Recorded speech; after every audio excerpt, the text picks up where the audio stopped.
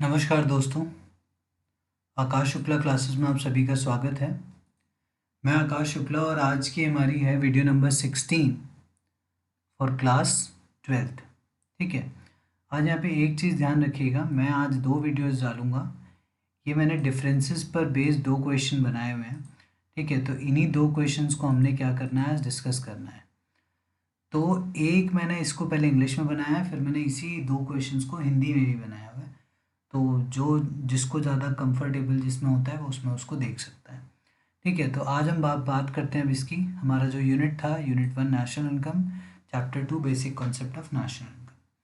अब हमारा क्वेश्चन है difference between intermediate goods and final goods. ठीक है, तो इसकी बात करते हैं हम। ये मैंने इसके ऊपर पूरा एक वीडियो बनाया हुआ है, आप उसको पहले देख सकते हैं, उसके बाद आप इन डिफरेंसेस के क्वेश्चन को अच्छे से समझ लेंगे। तो अब आगे बढ़ते हैं और इसको देखिए ज़रा ध्यान से। हमारा जो बेसिस और डिफरेंस में पहला डिफरेंस है डेफिनेशन।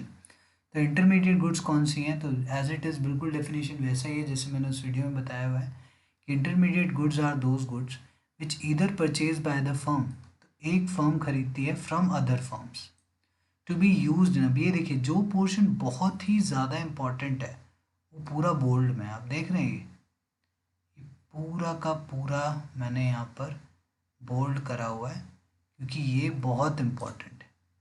तो used in production of other goods और for resale in the same year, तो या तो वो किसी और गुड के प्रोडक्शन के लिए यूज़ होते हैं और या फिर रीसेल करने के लिए यूज़ होते हैं, तो उनको हम इंटरमीडिएट कह देते हैं। ठीक है, अब जैसे चिप्स के पैकेट का एग्जांपल दिया था मैंने कि अगर एक दुकान वाला चिप्स का पैकेट खरीदता है तो उसको दोबारा बेचेगा तो उसके लिए इंटरमीडिएट हो गया। लेकिन मैं खरीदता हूँ, मैं एक कंज्यूमर हूँ, तो मैं उसको डायरेक्ट कंज्यूम करूँगा तो मेरे लिए फाइनल हो गया। चलिए फिर फाइनल भी समझ लेते हैं। अब फाइनल गुड्स समझ लेते हैं क्या होता है। तो देखिए, final goods are those goods which are purchase by the consumer for final consumption. देख रहे हैं, फाइनल कंजम्पशन इंपॉर्टेंट है, पूरा ही मैंने मार्क किया हुआ है। और परचेज बाय द प्रोड्यूसर और फर्म फॉर फाइनल इन्वेस्टमेंट, तो यहाँ पर क्या इंपॉर्टेंट है, फाइनल इन्वेस्टमेंट। देखिए, ये कुछ बेसिक टर्म्स होती हैं जो आप सबको बताना ही पड़ेगा एग्जाम में भी, तभी आपको मार्क्स मिलेगा, अदरवाइज नहीं मिलेगा। वो जो आप एक्सपेक्ट कर रहे हैं वो तो एटलीस्ट नहीं मिलेगा। ठीक है, तो ये इंपॉर्टेंट है। तो यानी कि फाइनल गुड्स कौन सा है, जो या तो कंज्यूमर फाइनल कंजम्पशन के लिए यूज़ कर ले। जैसे मैं हूँ कंज्यूमर, मैं अगर चिप्स खरीदता हूँ, अंडे खरीदता हूँ, ब्रेड खरीदता हूँ, शूज़ खरीदता हूँ, क्लोथ्स खरीदता हूँ, तो मेरे लिए वो फाइनल है क्योंकि मैं उसको डायरेक्ट यूज़ करूँगा। लेकिन प्रोड्यूसर के लिए भी फाइनल कौन सा होगा, वो ट्रक खरीदता है। अगर एक बिजनेसमैन ट्रक खरीदता है अपने बिजनेस के लिए, लोडिंग करने के लिए, अनलोडिंग करने के लिए, तो उसको हम क्या बोलेंगे, फिर उसके लिए फाइनल हो जाएगा क्योंकि वो फाइनल इन्वेस्टमेंट है। कोई मशीनरी खरीदता है तो फाइनल इन्वेस्टमेंट है। ठीक है, तो ये डिफरेंस है फाइनल इन्वेस्टमेंट और फाइनल कंजम्पशन में। नेक्स्ट बात करते हैं कि भाई डिमांड क्या है। तो demand for these goods arises by producer and seller. तो आप देख सकते हैं, यानी कि इस जो ये इंटरमीडिएट गुड्स हैं इनकी डिमांड कौन करते हैं, प्रोड्यूसर और सेलर। लेकिन फाइनल गुड्स की demand for these goods arises by both consumers and producers, तो दोनों ही लोग करते हैं, कंज्यूमर प्रोड्यूसर भी करते हैं और वहाँ पर प्रोड्यूसर सेलर, मतलब यहाँ सेलर भी बोल सकते हो आप, कोई प्रॉब्लम नहीं है, सेलर भी लिख सकते हैं। ठीक है, तो प्रोड्यूसर सेलर भी, कंज्यूमर भी, लेकिन यहाँ पर सिर्फ प्रोड्यूसर। तो बहुत ही ज़्यादा क्लियर चीज़ है कि इंटरमीडिएट सिर्फ प्रोड्यूसर या सेलर लेगा, लेकिन फाइनल दोनों लेंगे, प्रोड्यूसर भी सेलर भी, मतलब दोनों एक ही चीज़ है, और कंज्यूमर भी। तो उसको हम बोलेंगे फाइनल और इसको बोलेंगे इंटरमीडिएट। तो डिमांड कौन कर रहा है ये भी मैटर करता है। ठीक है, तो इंटरमीडिएट की डिमांड सिर्फ प्रोड्यूसर या सेलर करते हैं और फाइनल की डिमांड कंज्यूमर और प्रोड्यूसर दोनों करते हैं। स्ट्रक्चर की बात करते हैं तो देखिए, बोल्ड ऑलरेडी यहाँ पे, intermediate goods lose their identity और final goods do not lose their identity और स्ट्रक्चर। तो ये आइडेंटिटी लूज कर देते हैं। अब देखिए कैसे, these goods lose their identity in the production process and are completely absorbed in the other item, है ना। तो ये गुड्स जो हैं वो पूरी तरह से दूसरे में अब्जॉर्ब हो जाते हैं, लाइक फ्लोर एंड क्रीम। अब मैंने यहाँ मैदा और या आटा जो भी है और क्रीम का एग्जांपल लेकर ब्रेड के बारे में बताया है, तो are use for the production of bread. तो फ्लोर एंड क्रीम यूज़ हो रहे हैं प्रोडक्शन, ब्रेड का प्रोडक्शन करने के लिए।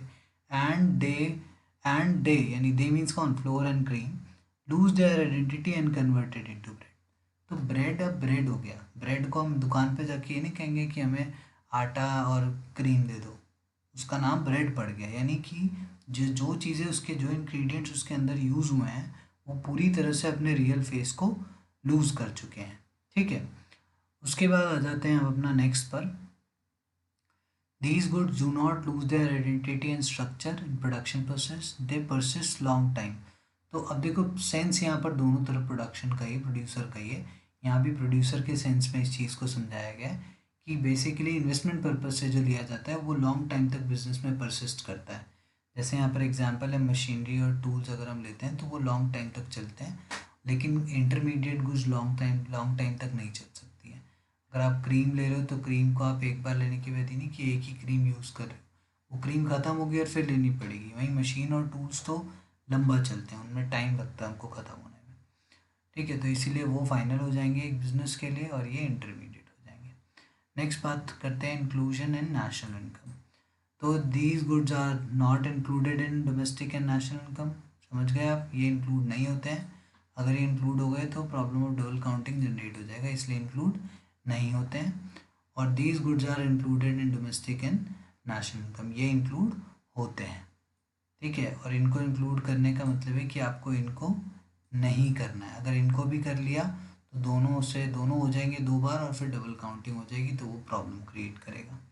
एग्जाम्पल्स में यहाँ रॉ मटेरियल, फ्यूल, इलेक्ट्रिसिटी, और यहाँ देखिए एक example, milk for dairy owner. अब डेयरी ओनर के लिए मिल्क क्या है, एक इंटरमीडिएट है, क्योंकि डेयरी ओनर मिल्क खरीदेगा और फिर से बेचेगा। लेकिन मैं अगर मिल्क खरीदता हूँ तो मैं थोड़ी फिर से बेचूंगा, मैं तो उसको डायरेक्ट कंज्यूम करूँगा। फाइनल गुड्स के एग्जांपल्स, फाइनल कंजम्पशन में क्लोथ्स एंड शूज़। तो अगर एक कंज्यूमर क्लोथ्स एंड शूज़ खरीदता है तो वो उसके लिए फाइनल गुड्स है। और इन्वेस्टमेंट किसी फर्म के लिए मशीन या टूल, अगर हम भी मशीन और टूल खरीदते हैं, घर घर के लिए कोई मशीन ले रहे हैं, तो वो भी फाइनल गुड्स ही कहलाएगा। ठीक है, तो ये हो गया हमारा एक क्वेश्चन पूरा डिस्कस। नेक्स्ट हम बात करते हैं हमारे सेकंड क्वेश्चन की, फैक्टर इनकम और ट्रांसफ़र इनकम के डिफरेंस की। बहुत ही आसान है, छोटा सा डिफरेंस है और ये आसान पॉइंट्स हैं, आप इनको अच्छे से याद कर सकते हैं। तो पहला definition, factor income means the income. देखिए ये इनकम है, मैंने यहाँ इनकम के वो लिखे हैं forms, wages, salary, rent, interest और profit, which is receive by the factors of production in lieu of providing their services. और सर्विसेज के भी मैंने लिखे हुए हैं पॉइंट्स यहाँ पे, लेबर है, लैंड है, कैपिटल है और एंटरप्रेन्योर है।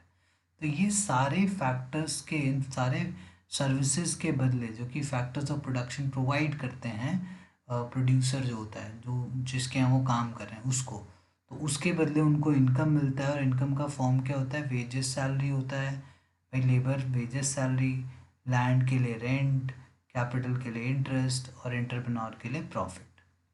फिर वैसे ही ट्रांसफ़र इनकम की बात करते हैं, यानी कि ये हो गया ये जो सर्विस देकर मिलता है इनकम, और ये हो गया transfer income means the income which is receive without providing any service. तो क्लियर है, ये बिना कोई सर्विस प्रोवाइड किए मिलता है, विदाउट प्रोवाइडिंग एनी सर्विस। तो जो बिना सर्विस के मिलता है वो ट्रांसफ़र इनकम, और जो सर्विस देकर इनकम मिलता है वो फैक्टर इनकम। नेचर की बात करते हैं, इट इज़ अर्नड इनकम, ये कमाया हुआ है, इसे अर्निंग कॉन्सेप्ट बोलते हैं। और ये अनअर्नड है, यानी कि ये कमाया हुआ नहीं है, और ये रिसीव्ड है, सिर्फ एक साइड से मिला है, प्राप्ति है। कॉन्सेप्ट की बात करें तो ये बायलैटरल कॉन्सेप्ट है, इसमें दो फैक्टर होते हैं और दोनों के बीच में लेन देन होता है, यहाँ पे है ना, दोनों के बीच में यहाँ पे लेन देन होता है।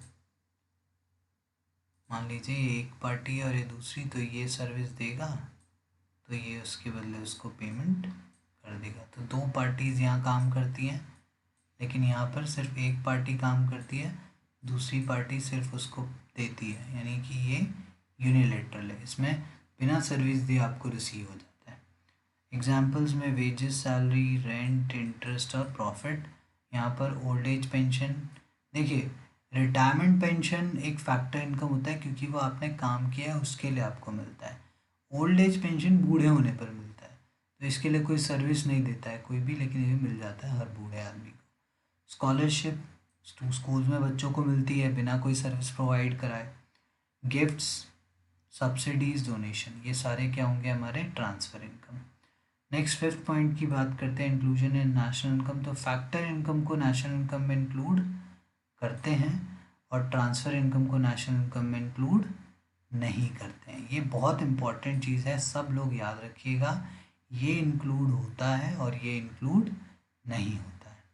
ठीक है, तो यहाँ नॉट इंक्लूडेड और इंक्लूडेड को बोल्ड भी किया है, आप सब ध्यान से देख लीजिएगा इसको। तो ये आज के 2 क्वेश्चन में डिस्कस कर लिए हैं। अभी इस टॉपिक पर और भी कुछ चीज़ें बतानी है, वो मैं आगे वीडियोस में बताऊंगा। अच्छे से मेहनत करिए, सारे वीडियोस को स्ट्रिक्टली फॉलो कीजिए और सबको ऑल द बेस्ट, बढ़िया से पढ़ाई करो। और thank you so much. Video को लाइक शेयर सब्सक्राइब ज़रूर कर दें। Thank you so much.